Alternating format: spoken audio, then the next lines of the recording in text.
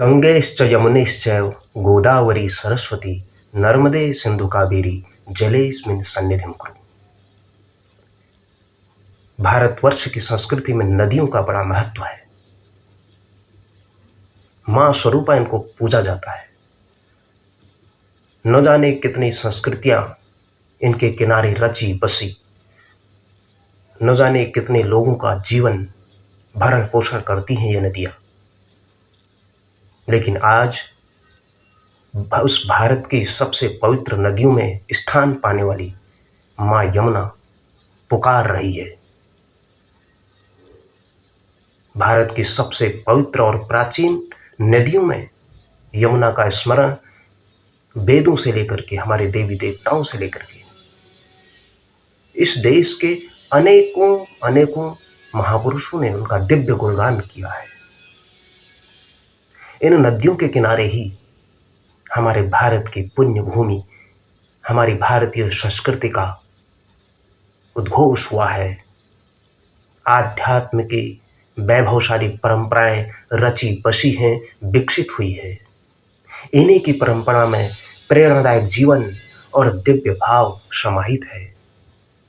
भगवान श्री कृष्ण की बाल लीलाओं ने यमुना के किनारे की जो जीवंत यादें हैं वो आज भी झंकृत कर देती है। न जाने कितने चरित्रों ने, न जाने कितने जीवनों ने, न जाने कितने प्रेरणादायक व्यक्तित्वों ने इस यमुना के किनारे भारत की संस्कृति को फलने फूलने का अवसर दिया है। मां यमुना यमराज की बहन कही जाती है। सूर्य की पुत्री, सूर्य नंदिनी है। हिमालय में सप्त ऋषियों की साधना के परिणाम स्वरूप मां यमुना हिमालय से कालिंदी पर्वत से बंदरपोश पर्वत श्रृंखला के पास उत्तरकाशी के देवभूमि उत्तराखंड के उन हिमालय से प्रकट हुई इस जगत के कल्याण के लिए। और विभिन्न मार्गों से होते हुए हनुमान गंगा, ऋषि गंगा, न जाने उधर से कमल गंगा, इन सब का सानिध्य प्राप्त करते हुए धीरे धीरे यमुना अपने प्रवाह की ओर भारत की अविचल यात्रा में निकल जाती है और काशी में जाकर महादेव का अभिषेक करने के लिए निकल पड़ती हैं। उधर हरकीदून क्षेत्र से स्वर्गारोहणी की तरफ से जो तमसा नदी आती है, रूपिन और शुपिन नेटवाड़ के अंदर उत्तरकाशी के यमुना घाटी के टॉस वाले वैली में, जो उसको हम तमसा नदी कहते हैं, वहां पर मिल जाती है। वहां पर से तमसा बन जाती है। उसी तमसा में हिमाचल से आने वाली त्यूनी के पास पावर नदी मिलती है। पुराणों में इनका उल्लेख है। और वही नदी आगे जान करके विकास नगर के पास फिर यमुना में मिल जाती है। इसलिए यह यमुना नदी सिंचित करती हुई, लहराती हुई, इठलाती हुई, झरझर संगीत बहाती हुई, विभिन्न प्रकार के प्राकृतिक सौंदर्य के बीच से परिपूर्ण होते हुए विभिन्न प्रकार के औषधियों से भरपूर होकर के धीरे धीरे मैदान की ओर बढ़ते हुए आ जाती है दिल्ली की ओर। इसलिए यह यमुना नदी हमारे लिए पवित्र है, चेतना युक्त है, प्रभावमान है, लगातार जयवेती के पथ पर निरंतर गतिशील है। इसी यमुना के किनारे मगध, मौर्य, शुंग, कुषाण, गुप्त और मथुरा जैसे, पाटलिपुत्र जैसे अनेक साम्राज्य फले फूले, अनेक संस्कृतियां यहाँ पर फली फूली। जो अगर हिमालय की से हम यात्रा करते हैं तो देखते हैं महर्षि जमदग्नि और रेणुका माता का प्रभाव है। उनकी तपो साधना का साक्षी रही है मां यमुना। भगवान परशुराम की तपो साधना का साक्षी रही है मां यमुना। महर्षि कपिल मुनि की तपस्या की साक्षी रही है मां यमुना। भगवान श्री कृष्ण के अवतार और उनके बाल लीलाओं की और उनके विभिन्न प्रकार की लीलाओं की साक्षी रही है यमुना। और मीरा, रसखान समेत अनेक भक्तों की प्रेरणा रही है मां यमुना। इंद्रप्रस्थ के वैभवशाली इतिहास की साक्षी रही है मां यमुना। तो फिर क्यों दिल्ली में उपेक्षित हो गई है मां यमुना? क्या दिल्ली के लोग, दिल्ली की सत्ता मां यमुना के वैभवशाली परंपरा का इतिहास भूल गई है, जो सब कुछ यमुना में प्रवाहित करने को चल रहे हैं? क्यों वे मीरा और रसखान को भूल गए? क्या ये लोग भगवान श्री कृष्ण को भूल गए? क्या इन्होंने वो वैभवशाली इतिहास का अध्ययन नहीं किया? सबसे पवित्र नदियों में माने जाने वाली मां यमुना का हाल आप देख रहे हैं दिल्ली के अंदर कैसा हो रहा है।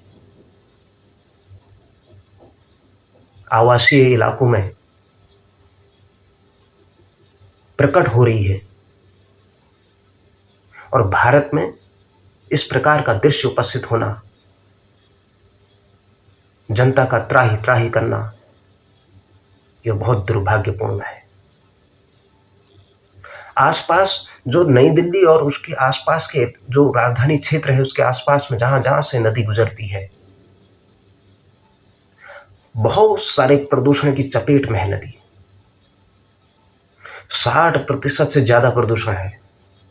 बहुत सारा कचरा नदी में चला जाता है, पूरा झागनुमा कचरा। ऐसा लगता है कहीं हिमालय से कहीं बर्फ आ गई हो। ऐसा सफेद झाग, बिल्कुल काला पानी, पास में खड़ा नहीं होया जाता है। ट्रीटमेंट की कोई व्यवस्था नहीं। क्या हो रहा है ये सब? क्या इसकी देखभाल की जिम्मेदारी किसी की नहीं है? जिस यमुना ने भारत की वैभवशाली सभ्यता को फलाया फुलाया, इस देश के महापुरुषों के गौरव गान को आगे बढ़ाया, क्या हम अपनी उस मां यमुना के अस्तित्व की रक्षा नहीं कर सकते? क्यों न हम दिल्ली में, क्यों न हम जहां जहां पर बड़े शहरों के किनारे पर समुद्र की मार को भी सहन कर लेने वाले बड़े बड़े अवरोधकों को रख सकते हैं, उसके किनारे पर बाउंड्री क्यों नहीं कर लेते? क्यों उसके चारों तरफ रेखा क्यों नहीं खींच लेते हैं, जिससे यमुना को अपने प्रवाह का एक मार्ग मिल जाए, वह आवासीय इलाकों में न आए और लोगों को भी कष्ट और तकलीफ न हो।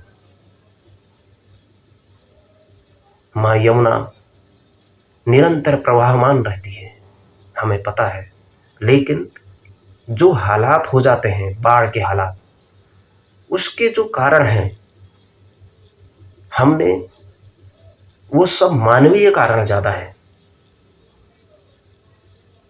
दिल्ली के अंदर गाद भर जाती है क्योंकि हिमालय से नदी निकलती है, वहां तो भरने का मतलब नहीं। जहां पर थोड़ा रास्ता उसको धीरे धीरे प्रवाह कम हो जाता है, मैदान मिल जाता है, वहां पर बालू और रेत और उसका नदी किनारों पर जमजमाव होना और उसका स्थिर हो जाना। जब नदी का वेग कम होता है तो वह आसपास ही वह बैठ जाती है, बालू रेत जो भी गाद है, मिट्टी है, फिर जल स्तर ऊपर चढ़ने लग जाता है। हम उस जल स्तर को कम करने के लिए हर साल न जाने कितने रुपए सरकार उसमें व्यय करती है। उसको उसके ट्रीटमेंट के लिए हर साल निकालना चाहिए कि जब यमुना का स्तर कम हो तो हर साल वह मिट्टी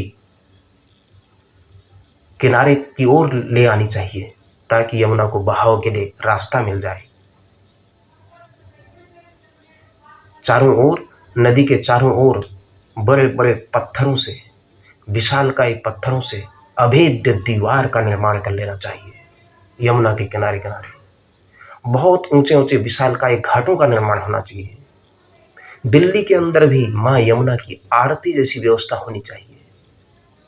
यमुना का जल साफ, सुंदर, पवित्र होना चाहिए। कचरा प्रबंधन और जो हमारे नालियों का प्रबंधन है, हम शहरी क्षेत्रों में देखते हैं, हमारे जो नालियां हैं, जो हमारे पूर्वज बना गए, वो बना गए, बस उसके बाद कोई प्रबंधन की व्यवस्था नहीं करिए।